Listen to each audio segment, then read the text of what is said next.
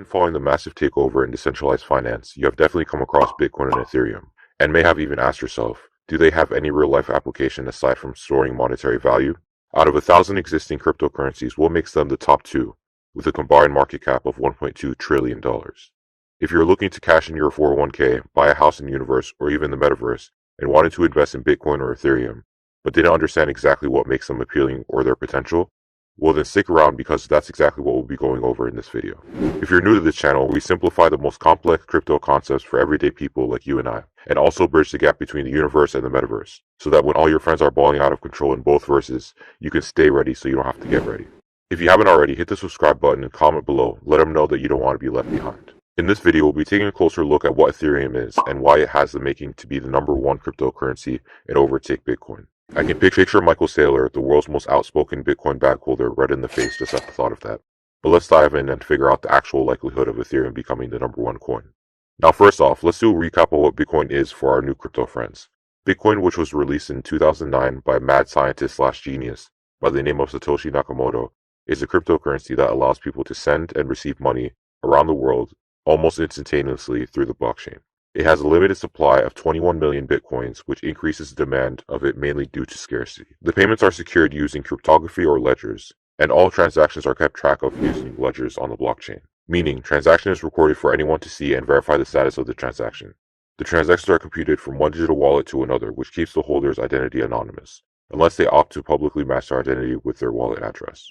Now you might be thinking that's all good and dandy, but where does the table turn here? Well, many Bitcoin critics would argue that it has no real-life value or application, meaning when you buy ounces of gold, for example, it has utility. You can use it for jewelry, it exists in every iPhone. Gold has other utility than just buying and selling it for a quick profit. Now, it may be argued that since Bitcoin is the OG of the crypto world, it will always be valued over all the other coins to come. Also, there's the fact that even with all this modern-day technology and social media stalking, nobody has any clue who the Satoshi Nakamoto guy/gal is. If you ask me, that alone is the reason why Bitcoin should be ranked #1.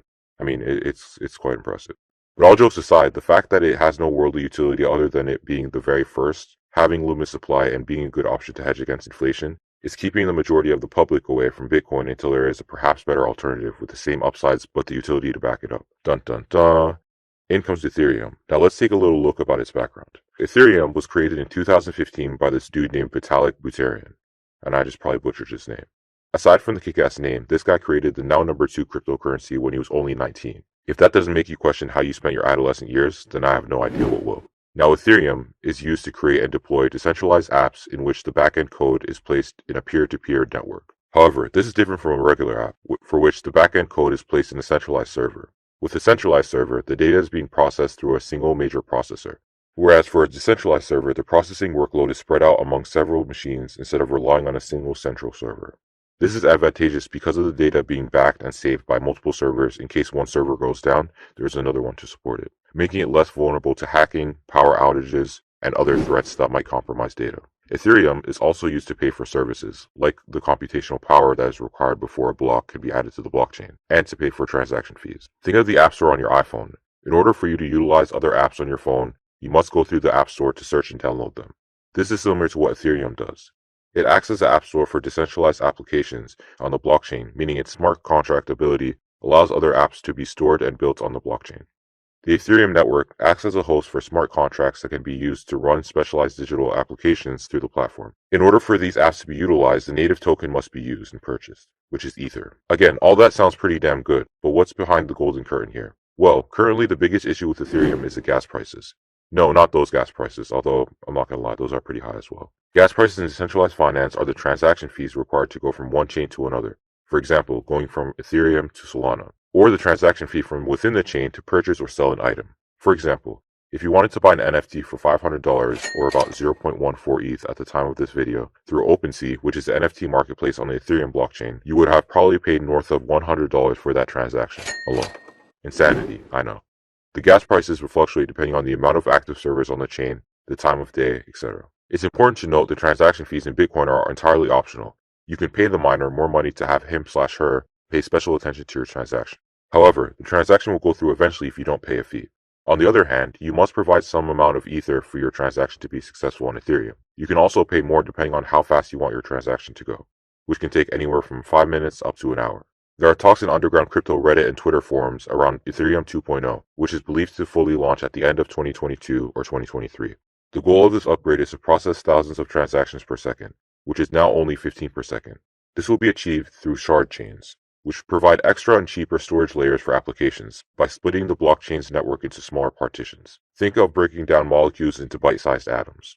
With these implementations, it will allow Ethereum to efficiently and effectively scale globally. If this happens, and plans go accordingly, this would solve one of the biggest issues around the Ethereum platform, which is transaction fees or gas prices, and allow mass adoption to come into full effect.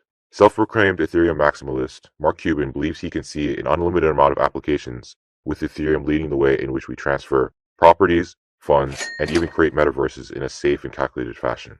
This will change the business and consumer world forever. And to utilize the platform, they would need to purchase the Ether token, giving it additional value in the marketplace. In the next few years, you might even have a home where you spend your weekends in the metaverse, to get away from your family, of course. So it remains to be seen what Bitcoin will be used for besides monetary storage of value, or whether it surpasses the USD to become a globally acknowledged currency at some stage. From an everyday consumer lens, the reason why it's important to distinguish between Ethereum and Bitcoin is not only to understand the upside opportunity investors and institutions see, but to understand the long-term value in the innovation and endless possibilities that the blockchain technology will have on you and the way that you live your life in the next decade.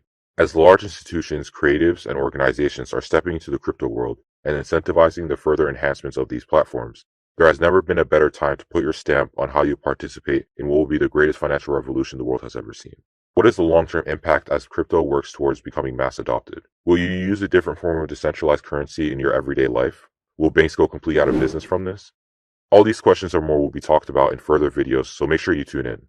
That's a wrap for why Ethereum has the making to be the #1 cryptocurrency. Do you think Ethereum will eventually take the throne from Bitcoin as the highest market cap coin? Or is Bitcoin going to assert its dominance and continue to break all-time highs?